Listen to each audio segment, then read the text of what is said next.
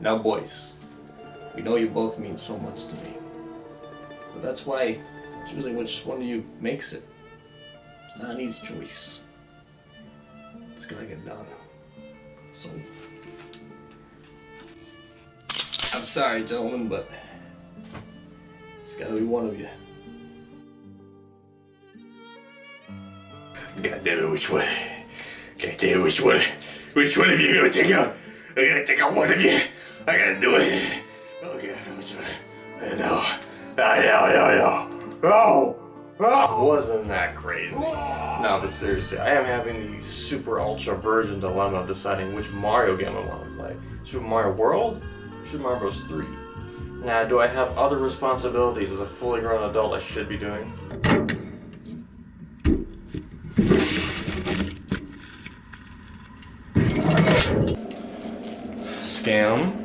Scam, credit card, rent,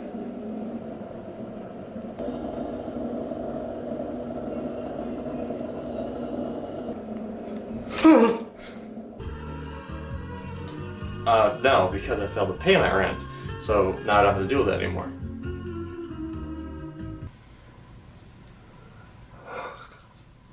Gaming Historian released a video not too long ago about the history of Super Mario World. One of the topics discussed was the new elements that Super Mario World brought to the Mario franchise, such as secret exits, an open overworld map, a save system, and Yoshi. Plus, in my opinion, it has the best handling of the 2D classic Mario games.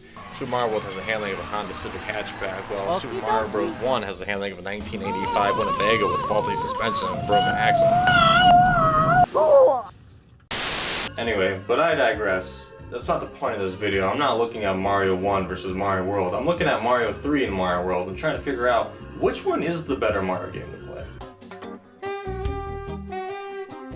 First, I want to start with the game's graphics. And yes, I know many of you are probably pounding your keyboards, throwing them out the window into your downstairs neighbor's family, saying, you can't compare the game graphics. Of course Mario 3 looks inferior to Mario World. And what I gotta say to you is I've called the police. You can't keep chucking shit out your window like that, Todd. And that's not what I intend to do. Yes, Mario 3 looks inferior to Mario World. The NES was an 8-bit console compared to the Super Nintendo, which was a bit more revolutionary, a bit more Mario, a bit more of what you want. It's 16-bit. But what I want to compare here is the graphical style. Sure, Mario World is more visually vibrant compared to Mario 3 due to a much higher color palette, but does it have any charm? Any pizzazz? Mario 3 had this neat theater play aesthetic going on. I mean, you start the game and you don't know if Mario and Luigi are getting ready for an adventure or a local production of Rent. I mean, there's a curtain going up, a checkered stage beneath their feet, and the hills on stage have a drop shadow, giving the impression that they are props, not a real environment. And throughout the game, there are floating blocks that appear to be screwed into the background, wooden blocks attached to the ceiling, and the end goal being in the dark, almost off-stage area. Miyamoto himself confirmed in an interview in 2015 with Nintendo UK that Mario 3 is a stage play, and many levels of Mario 3 feature an endless abyss for their backgrounds, letting you get lost in all of your intrusive thoughts, like, why didn't I check the mail sooner? Where will I live? Can I even afford rent on my own? Is my job paying me enough? Am I truly happy? Now, Mario World does look more colorful and vibrant due to it being on superior hardware, but other than that, do the worlds stick out like they do in Mario 3? Don't get me wrong, Mario World is a very nice looking game.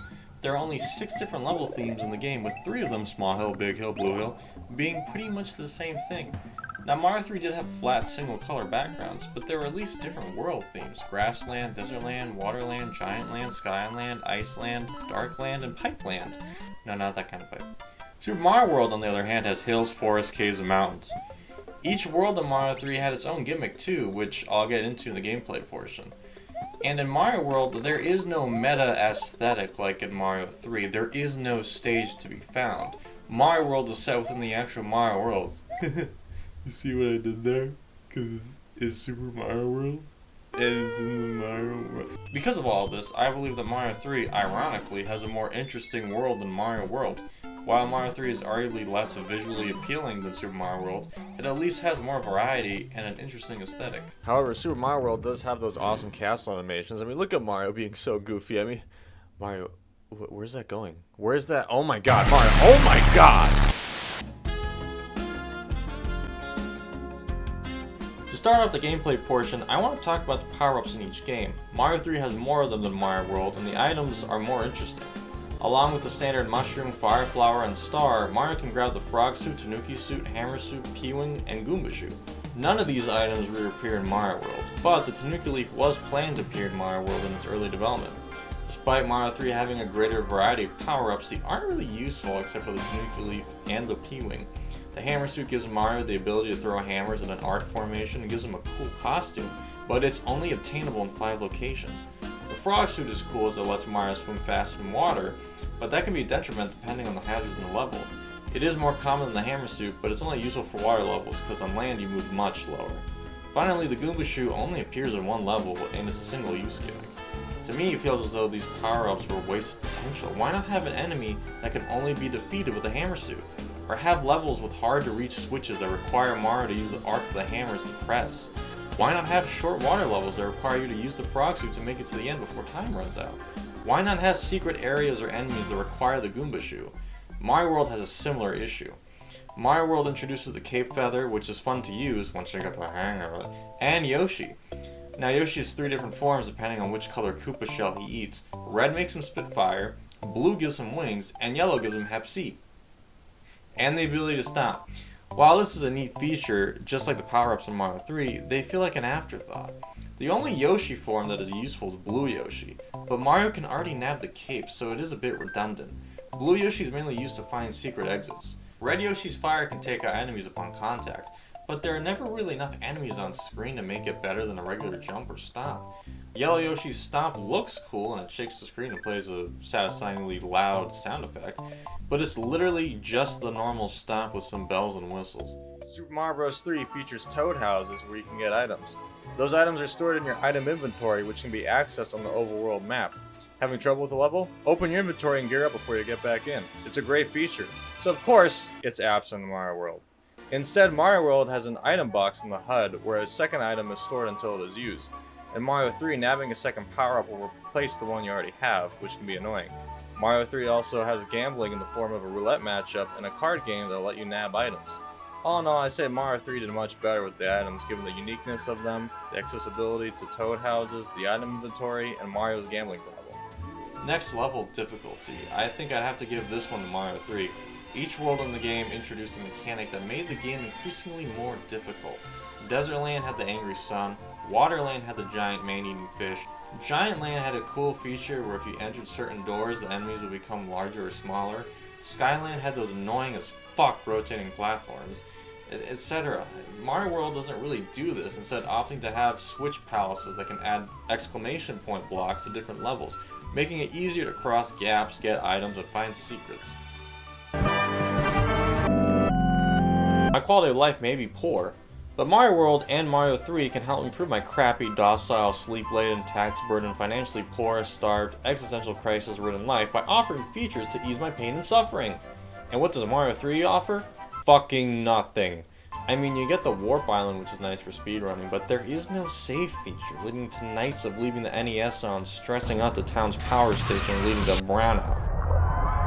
There is no reason for this, as The Legend of Zelda, which came out in 1986, had a save system with a battery. Mario World is the first Mario game to have a save system in place, with 3 different files to select from. So now if you're playing Mario and Dad comes in with a letter that ends up being your draft notice, you can save before you're cast into the jaws of mechanical warfare. So all in all, I think Mario 3 is the better Mario game to play. I mean, it added more to the Mario series than Mario World. Sorry, bud, Fiction Notice, you're out of here. Oh. Well, I guess I won't be playing it anyway. Hey, thank you for getting to the end of the video. This is different from what I usually make. I want to try out this format for the first time. And I wanted to get it done way sooner, but because of my long hours at work, going to 11:30 at night, and then having to manage my social life outside of that at the same time, it took a while to get this done. And I like how it came out. I hope you guys enjoyed it as well watching. And I hope I can do similar style videos in the future if time allows it. But yeah, if you guys like it, let me know in the comments. And hopefully there'll be more content for you guys if you enjoy it. So thanks for watching, everybody, and I'll see you next time.